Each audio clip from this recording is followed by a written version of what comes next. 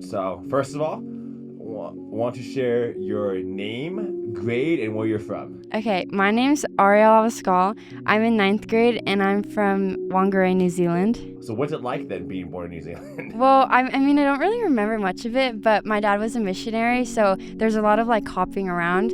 So I don't remember like too much of my childhood because I was in so many different places. There's just like so many different people like to remember and stuff. How is it just kind of bopping around everywhere? I feel like it's nice just like the experience of because I was really young to experience it, but it's also kind of like the feeling of like you don't really have a home, like you're like in every single different place. Like even now, like as I am in California, my dad was still thinking about moving to New Zealand, and that was kind of like hard for me because I had built something here, and it just kind of feels like you like tear down your house and then you rebuild it and you tear it down and you rebuild it like multiple times. You grew up in a Christian home, a missionary, obviously, someone who's like a family's dedicated to sharing the gospel.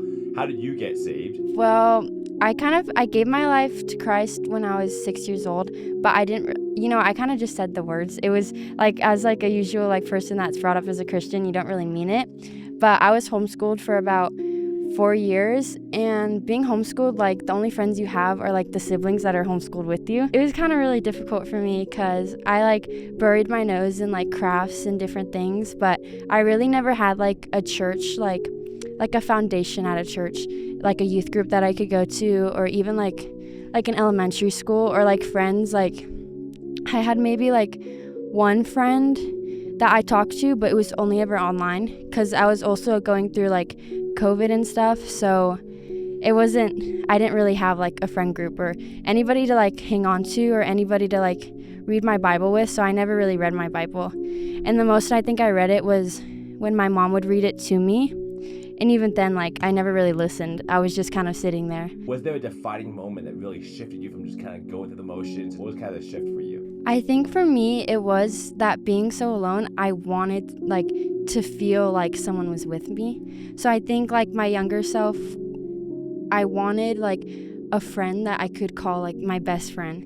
And that was something that I desired, like, for a really long time. And so I kind of picked up my Bible one day, and I remember just like taking it and reading it in my kitchen. And I just remember my dad coming up to me and he was just like jaw dropped staring at me like, "What are you doing?" And I was like, "Oh, I'm just reading my Bible." And he was like, "Okay, okay." And then he like walked away, and I was so confused. I was like, is it really that big of a deal? So I continuously started to like read it over and over again. And it was just like something that took up my time. Because when you're homeschooled and you finish school at like 10 a.m. or 12 a.m., you have like nothing to do. And like you literally have nothing to do. So I would just read my Bible over and over. And I talked to God because it was like my only friend. It was the only person that I could talk to. Was there a day that really things changed, or this just kind of happened slowly? I remember one day I had this dream, and it was a nightmare.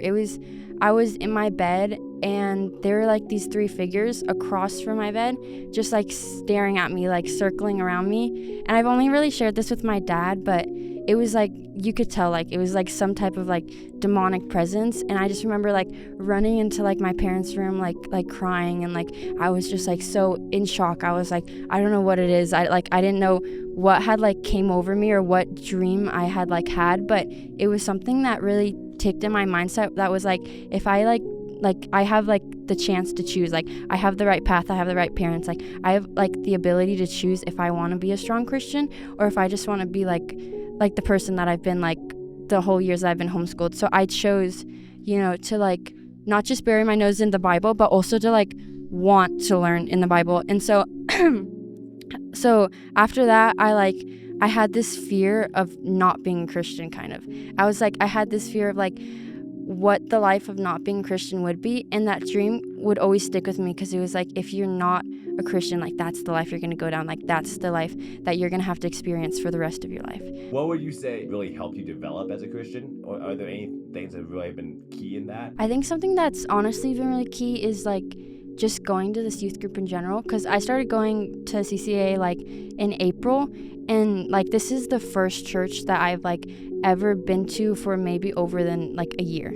So like, because since my dad is like a pastor, ever since coming back from the missionary field, he hasn't like found a preaching job, which is something he wants to do. and it's been hard for him. So we moved from a lot of churches just in California. So I never had a stable youth group. And here now, like I have like multiple friends here. Like they're all sitting over there right now.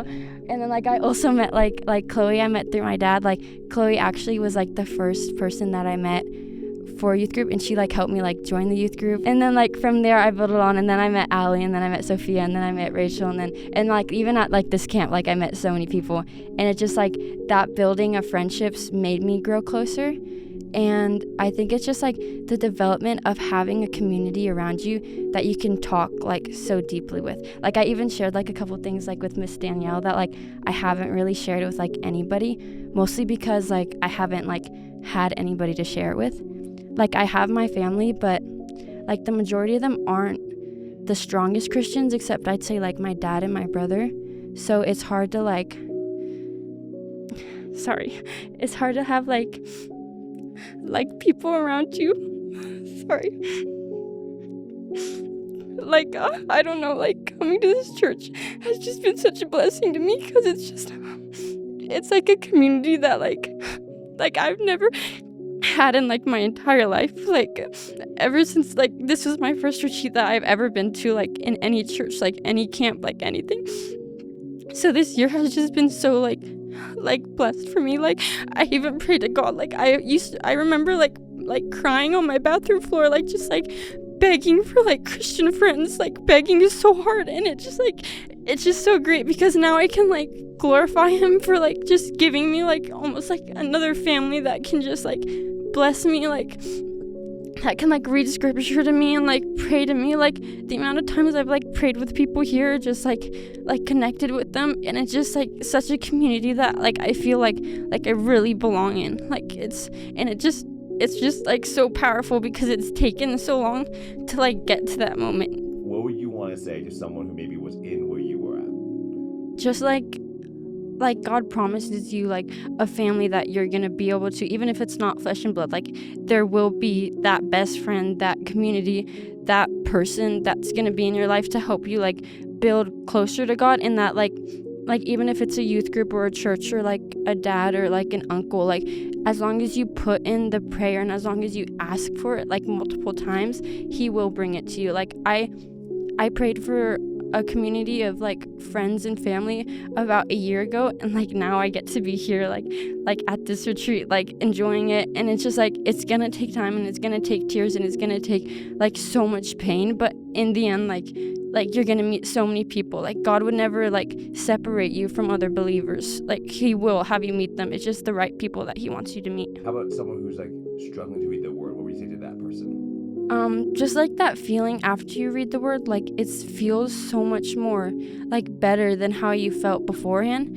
Like if I don't want to read my word and I go to sleep, sometimes I just can't sleep. But if I read my word and then I go straight to bed, like I sleep like so soundly. Like it's just like you have to kind of just do it for like somewhat like the purpose of like what's gonna come out of it than like the pain or like whatever like you don't want to do about it. You just have to focus on like how much like precious it's gonna be after, and how much you can enjoy it once you actually do it.